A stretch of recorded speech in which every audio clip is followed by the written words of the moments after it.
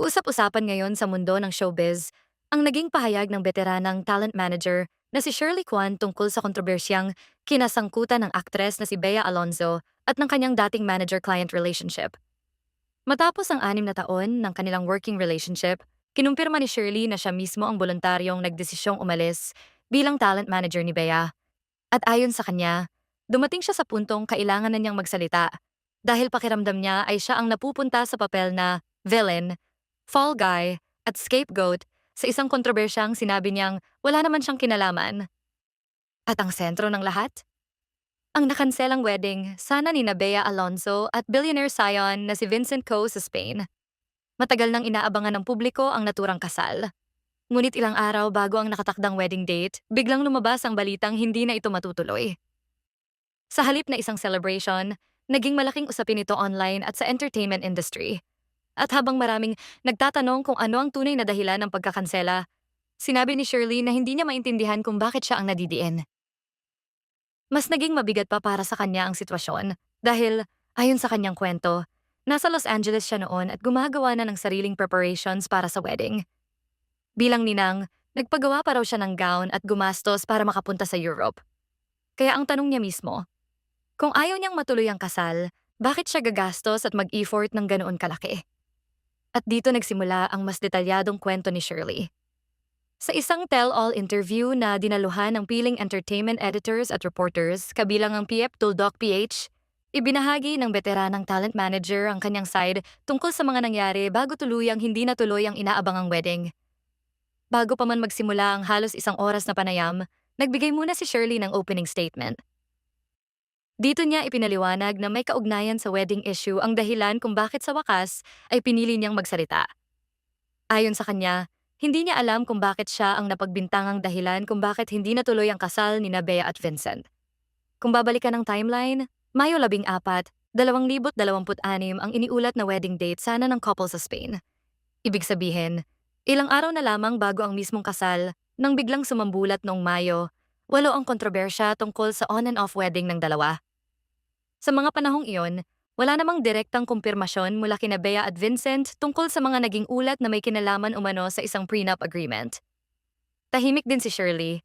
Ilang beses man siyang tinanong noon tungkol sa inaabangang wedding ng high-profile couple, hindi siya nagbigay ng malinaw na pahayag. Pero habang nananatiling tahimik si Shirley, may lumabas namang online report na tila siya ang itinuturong dahilan kung bakit hindi umano natuloy ang kasal. At ayon sa kanyang kasalukuyang pahayag, dito siya lalong nakaramdam ng pangangailangan na magsalita. Dahil sa kanyang pananaw, hindi lamang siya basta napagbintangan. Pakiramdam niya, siya ang ginawang fall guy sa isang sitwasyon na wala naman siyang kinalaman. Kaya sa kanyang tell-all interview, diretsahan niyang sinabi ang tanong na matagal na raw nasa isip niya. Bakit ko ipapa-cancel? Para kay Shirley, hindi makatuwiran ang ideyang siya ang may gustong mag-cancel ng wedding. Una sa lahat, sinabi niyang ninang siya. Nagpagawa siya ng gown. Nag-effort siya. At higit sa lahat, gumastos siya para makapunta sa Spain. Ikinuwento pa niya kung gaano ka-complicated ang naging travel arrangements niya dahil sa sitwasyon noon sa Middle East. Ayon kay Shirley, kasagsagan din noon ang mga kaguluhan na may kaugnayan sa Middle East at Iran. Kaya ayaw niyang dumaan sa Dubai para sa kanyang flight. Dahil dito, gumawa siya ng ibang arrangement. Sa halip na dumaan sa Middle East, ang plano niya ay bumiyahe mula Manila papuntang Los Angeles at mula roon ay tumuloy sa Madrid. Hindi lamang simpleng travel arrangement ang ginawa niya. Ayon kay Shirley, nagpa-schedule pa siya ng kanyang mga doktor habang nasa Los Angeles para magkaroon ng saysay ang kanyang pagdaan doon. Sa madaling salita, may mga personal at logistical preparations na siyang ginagawa bago pa tuluyang lumabas ang kontrobersya. At dito niya gustong ipakita ang isang bagay. Kung siya raw ang may kagustuhang hindi matuloy ang wedding, bakit siya gagastos ng ganon kalaki? Ayon sa kanya, ang plane fare at hotel pa lamang ay halos 700,000 piso na. Kaya para kay Shirley, simple lamang ang logic. Kung ayaw niyang matuloy ang kasal, hindi siya gagawa ng ganitong klaseng effort at hindi siya gagastos ng ganoong kalaking halaga. Sa kanyang pagkukwento, malinaw na excited at committed siyang dumalo bilang ninang sa wedding. At habang ginagawa niya ang kanyang preparation sa Los Angeles, hindi niya raw alam kung ano na pala ang nangyayari sa kabilang panig. Dito naging mas interesting ang kwento. Dahil habang nasa ibang bansa si Shirley, isang mensahe ang biglang dumating sa kanya at hindi raw ito direktang nanggaling kay Bea Alonzo. Ang nag-message sa kanya ay si Bea Secosana, business partner ni Bea. Ayon kay Shirley ay sinabi sa kanya ni Bea Secosana na may favor na hinihingi si Bea Alonzo. At ang favor na yon ay may kinalaman mismo sa mga wedding guest. Dito niya raw unang nalaman na kanselado ang kasal. Ibig sabihin, bilang manager, hindi raw siya ang unang nakatanggap ng direktang paliwanag mula kay Bea. Sa halip, nakatanggap siya ng impormasyon mula sa business partner ng aktres. Natural lamang daw na magulat siya. At dahil seryosong usapin ang wedding cancellation, agad niyang gustong makumpirma kung totoong nagdesisyon na ngang kanselahin ang kasal. Ang naging reaksyon niya? Tinanong niya kung totoo ba ang balita. At nang makumpirma ito, hinanap niya agad si Bea. Gusto niyang makausap mismo ang aktres. Pero ang sagot sa kanya, ayon sa kanyang kwento, ay nasa eroplano si Bea at papunta sa London. At doon na nagsimula ang isang mahirap na desisyon para kay Shirley. Ano ang gagawin niya? Dahil hindi naman simpleng announcement ang kailangan niyang ipadala. May mga wedding guests na naghanda na, may mga taong bumiyahe, may mga airline tickets, may hotel arrangements, may mga taong naglaan ng oras para dumalo sa espesyal na araw ni Bea at Vincent. At ayon kay Shirley, alam niya kung gaano kamahal ang ganitong klaseng travel arrangements. Kaya naisip niya, dapat bang hintayin muna? O kailangan na niyang ipaalam agad sa mga guests? Pero Mayo 8 pa lamang noon. Ilang araw bago ang Mayo 14 wedding date. At ayon sa kanyang kwento, may mga tao nang lumilipad patungo sa destinasyon. Kaya para sa kanya, hindi na maaaring basta ipagpaliban ang announcement. Nakakaawa rin daw para sa mga guests na gumastos na para sa isang event na hindi na pala matutuloy. At dito pumasok ang isa pang dilema. Kung siya ang magpapadala ng announcement, ilalagay ba niya ang sarili niyang pangalan? O ipapadala niya ito exactly as instructed? Dahil kung walang pangalan at mukhang hindi opisyal, baka isipin ng mga makakatanggap na prank lamang ito. At para kay Shirley, hindi ito isang bagay na maaaring gawing biro. Serious matter ito. Kaya sa kanyang pananaw, bilang manager, kapag humingi ng tulong ang isang artist sa ganitong klaseng sitwasyon, kailangan niyang tumulong. At yun umano ang ginawa niya. Ngunit bago natin pag-usapan ang naging desisyon niya, mahalagang malaman ang mismong mensaheng ipinadala sa kanya. Dahil ayon kay Shirley, mayroon siyang resibo. Sinabi pa niya sa interview na kung may mga taong nagbibintang sa kanya, gusto niyang makita rin ang kanilang ebidensya. Para kay Shirley, hindi sapat na sabihin lamang na siya ang dahilan. Gusto niyang ipakita ang impormasyon na natanggap niya noong mismong araw na yon. At ayon sa kanyang kwento, kumalat na rin naman ang mensahe kaya maaari na niya itong ibahagi sa press. Ang mensahe ay mula kay Bea Secosana. Ayon kay Shirley, ipinadala ito noong Friday, Mayo 8. Nakasulat sa mensahe na nakikiusap si Bea Alonzo na tulungan siyang i-message ang kanyang mga wedding guests at ang wedding coordinator na si Amanda. At ang dahilan? Ipapaalam na kanselado ang wedding. Ang mensahe ay nagsisimula sa paghingi ng sincere apology dahil sa biglaang notice. Ipinaliwanag din na nauunawaan nila na maraming guests ang naglaan ng oras, effort, at gumawa ng iba't ibang arrangements para makadalo sa espesyal na araw. Dahil dito, humihingi sila ng paumanhin sa inconvenience at disappointment na maaaring idulot ng cancellation. At may isa pang mahalagang bahagi ng mensahe. Sinabi na nasa flight pa noon si Bea at siya mismo ang personal na makikipag-ugnayan sa mga tao kapag nakarating na siya. Kasabay nito, humingi rin ng pangunawa at panalangin para kay Bea sa mahirap na panahong iyon. Para kay Shirley, napakahalaga ng mensaheng ito. Dahil ipinapakita raw nito na hindi siya ang nagdesisyon na kanselahin ang kasal. Sa halip, ayon sa kanyang salaysay, ang instruction na ipaalam sa mga guests ang cancellation ay nanggaling mismo kay Bea sa pamamagitan ni Bea Secosana. At dito niya gustong linawin ang isang bagay. Hindi niya sinasabing alam niya ang lahat ng nangyayari sa relasyon ni Bea at Vincent. Hindi rin niya sinasabing alam niya ang buong dahilan kung bakit nakansela ang kasal. Ang gusto niyang ipaliwanag ay ang sarili niyang papel sa nangyari. At ayon sa kanya, wala siyang dahilan para sabotahehin o pigilan ang wedding. Sa katunayan, base sa kanyang mga ikinuwento, ginagawa niya ang kabaligtaran. Nagpaplano siyang pumunta sa Spain. Gumastos siya. Nagpagawa siya ng gown. Nag-adjust siya ng flight. At gumawa pa siya ng sariling arrangements para sa kanyang paglalakbay. Kaya nang siya mismo ang masangkot sa mga alegasyong siya raw ang dahilan ng cancellation, hindi niya raw maintindihan kung saan nanggaling ang ganoong ideya. At marahil ito ang isa sa pinakamabigat na punto ng kanyang pahayag. Para sa isang talent manager na 6 na taon ang nakatrabaho ang isang artist, natural lamang na maging emotionally affected kapag ang isang malaking kontrobersya ay tila sa kanya ibinabagsak. Pero higit pa rito, may isa pang statement si Shirley na naging kapansin-pansin. Sinabi niya na si Bea ay never defended me. Ito ang bahagi ng kwento na maaaring lalong magbigay ng bigat sa kanilang naging professional relationship. Dahil sa pananaw ni Shirley, kung may mga maling impormasyon tungkol sa kanya, inaasahan niyang magkakaroon man lang ng paglilinaw. Pero ayon sa kanyang pahayag, hindi niya naramdaman na nadepensahan siya sa gitna ng kontrobersya. At kalaunan, umabot sa punto kung saan siya mismo ang nagdesisyong umalis bilang manager. Mahalagang tandaan na ayon kay Shirley, voluntaryo ang kanyang pag-quit. Hindi niya sinabi na pinilit siyang umalis. Sa halip, siya mismo ang gumawa ng desisyong tapusin ang kanilang professional relationship matapos ang 6 na taon. At sa kanyang pananaw, kailangan niyang gawin ito dahil hindi na niya kayang manatili sa sitwasyong pakiramdam niya ay siya ang ginagawang villain. Kung tutuusin, maraming layers ang kontrobersyang ito. May isang kasal na hindi natuloy. May mga wedding guests na naghanda at bumiyahe. May mga taong naghihintay ng malinaw na impormasyon. May isang talent manager na nagsasabing wala siyang kinalaman sa cancellation. At mayroon ding mga ulat tungkol sa mga dahilan ng pagkakansela na hindi direktang nakumpirma ni Bea at Vincent. Kaya hanggang ngayon, mahalagang paghiwalayin ang mga bagay na malinaw na sinabi ng mga involved at ang mga bagay na nananatiling hindi kumpirmado. Isa sa mga hindi dapat kalimutan ay ang tungkol sa prenup agreement.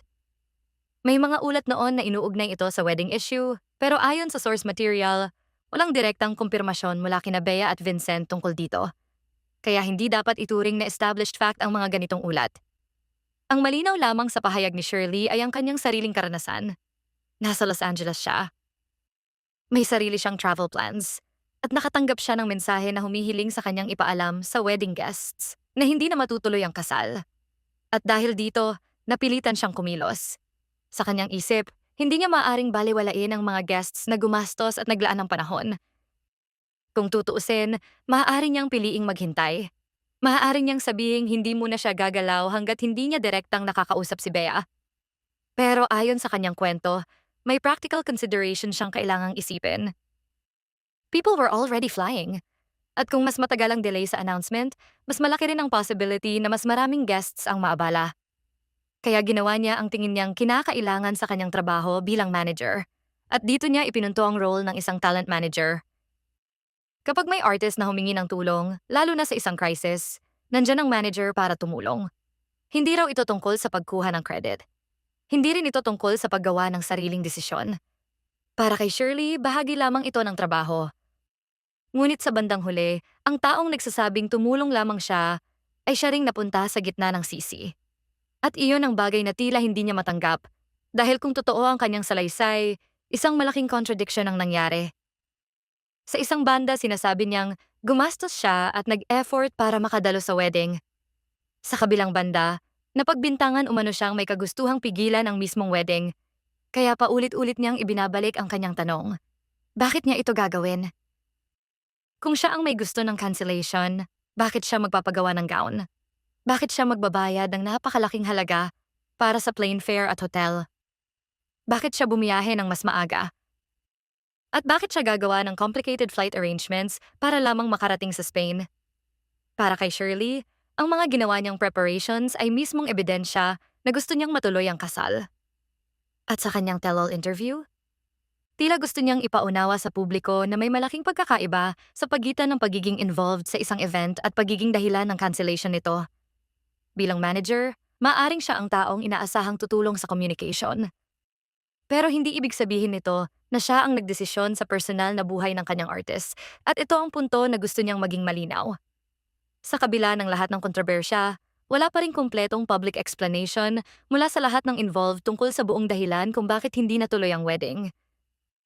Kaya maraming tanong ang nananatili.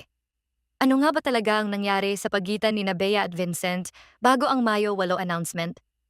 Ano ang naging dahilan ng sudden cancellation? Ano ang eksaktong nangyari bago ipinaalam sa guests ang pagbabago? At higit sa lahat, bakit napunta kay Shirley ang malaking bahagi ng sisi? Ang mga tanong na ito ay hindi lahat nasagot ng kanyang interview. Pero isang bagay ang malinaw. Pinili ni Shirley na magsalita upang ipakita ang kanyang side. Matapos ang 6 na taon bilang manager ni Bea, sinabi niyang siya na mismo ang voluntaryong nag-quit. At base sa kanyang mga pahayag, ang desisyong iyon ay hindi basta-basta. Ito ay dumating matapos ang isang kontrobersyang sa kanyang pananaw ay naglagay sa kanya sa posisyong kailangan niyang ipagtanggol ang sarili. Sa ngayon, ang kanyang pahayag ay nagdagdag ng panibagong layer sa wedding controversy. Dahil dati, ang pangunahing tanong ng publiko ay kung bakit hindi natuloy ang kasal.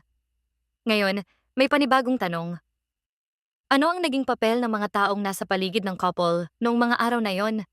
At paano nagkaroon ng misunderstanding na umabot sa puntong pati ang talent manager ay naging sentro ng kontrobersya? Mahalagang tandaan na ang kwento ni Shirley ay kanyang panig batay sa kanyang sariling karanasan at sa mensaheng sinabi niyang natanggap niya. Hindi nito automatikong sinasagot ang lahat ng tanong tungkol sa wedding cancellation. At hindi rin nito kinukumpirma ang lahat ng naging haka-haka tungkol sa dahilan ng hindi pagtuloy ng kasal. Pero sa pamamagitan ng kanyang tell-all interview, nagbigay siya ng mas malinaw na larawan kung paano niya naranasan ang mga pangyayari mula sa kanyang posisyon. At marahil yon ang dahilan kung bakit naging kapansin-pansin ang kanyang pagsasalita. Matagal siyang tahimik. Ilang beses siyang tinanong noon tungkol sa wedding. Pero pinili niyang huwag magsalita. Hanggang sa dumating ang puntong, sinabi niyang kailangan na niyang ipaliwanag ang kanyang side. At ngayong lumabas na ang kanyang pahayag, siguradong marami pang magiging usapan tungkol dito. Para sa fans, maaring may iba't ibang pananaw. May mga maaring maniwala sa kanyang explanation. Mayroon ding maaring maghintay muna ng iba pang pahayag mula sa mga taong direktang sangkot. At marahil yun ang pinaka-importanting tandaan sa ganitong klaseng celebrity controversy. Hindi lahat ng lumalabas online ay agad na nangangahulugang confirmed. May mga ulat na kailangan pang linawin. May mga alegasyon na nangangailangan ng direktang confirmation. At may mga personal na kwento na dapat marinig mula mismo sa taong nakaranas nito. Sa ngayon, malinaw na gusto lamang ni Shirley Kwan na mailagay sa record ang kanyang panig. At isa sa pinakamalakas niyang punto ay simple lamang. Hindi niya raw ipapakancel ang isang wedding na pinaghandaan din niya at pinaggastusan. Bilang ninang, nagpagawa siya ng gown. Bilang guest, naghanda siya ng travel arrangements. At bilang manager, nang dumating ang instruction na ipaalam sa mga guests ang cancellation, ginawa niya ang inaakala niyang kinakailangan. Pero sa gitna ng lahat ng iyon, siya ang napunta sa posisyong kailangan niyang ipagtanggol ang kanyang pangalan. At doon, tila tuluyang nagbago ang kanyang relationship bilang manager ni Bea. Matapos ang 6 na taon, pinili niyang mag-quit. Hindi pa rin malinaw kung paano mag-e-evolve ang buong issue mula rito. Pero siguradong may mga taong maghihintay sa magiging tugon ng iba pang involved sa kontrobersya. Dahil kapag may isang panig ng nagsalita, ng ganito kadirekta, natural lamang na maraming gustong malaman kung ano naman ang sasabihin ng kabilang panig. Sa huli, ang kwento tungkol sa nakanselang Spain wedding ni Bea Alonzo at Vincent Ko ay nananatiling isang kontrobersyang maraming tanong ang hindi pa ganap na nasasagot. Ngunit sa pamamagitan ng pahayag ni Shirley Kwan, isang bagay ang malinaw. Ayaw niyang manatiling tahimik habang patuloy siyang iniuugnay sa isang desisyong sinabi niyang hindi naman niya ginawa. At ngayon, nasa publiko na ang kanyang bersyon ng mga pangyayari. Ang mensaheng sinabi niyang natanggap niya ang kanyang travel preparations, ang mga gastos na ginawa niya, at ang kanyang naging desisyon bilang manager ay bahagi lahat ng kwento na nais niyang ipakita. Kung ano ang buong katotohanan sa likod ng cancellation, iyon ay nananatiling usaping nangangailangan ng malinaw at direktang pahayag mula sa mga taong mismong sangkot. Pero para kay Shirley, malinaw ang kanyang posisyon. Hindi niya raw gustong maging dahilan para hindi matuloy ang kasal. Sa halip, ayon sa kanyang kwento, isa siya sa mga taong naghanda at nag-effort para sa araw na yon. At marahil yun ang dahilan kung bakit naging emosyonal at direkta ang kanyang pahayag. Mula sa pagiging tahimik sa gitna ng kontrobersya, ngayon ay nagsalita na siya. At ang tanong ngayon ay hindi na lamang kung bakit hindi natuloy ang wedding. Kasama na rin sa tanong ang, ano nga ba talaga ang nangyari sa pagitan ng mga taong nasa paligid ng couple, bago at pagkatapos ng cancellation? Habang wala pang kumpletong sagot sa lahat ng ito, patuloy pa ring susubaybayan ng publiko ang bawat bagong development. Dahil sa showbiz, minsan ang isang event na hindi natuloy ay nagbubukas pa ng mas maraming kwento kaysa sa mismong celebration na inaabangan ng lahat. At sa pagkakataong ito, ang kwento ni Shirley Kwan ay nagdagdag ng panibagong perspective sa kontrobersya. Kayo, ano ang masasabi ninyo sa naging pahayag ni Shirley? Sa tingin ninyo, sapat ba ang kanyang mga paliwanag tungkol sa naging papel niya sa nakanselang Spain wedding? At ano ang masasabi ninyo sa desisyon niyang tuluyang umalis bilang talent manager matapos ang 6 na taon? Ibahagi ninyo ang inyong thoughts at manatiling updated sa mga susunod pang development sa kwentong ito.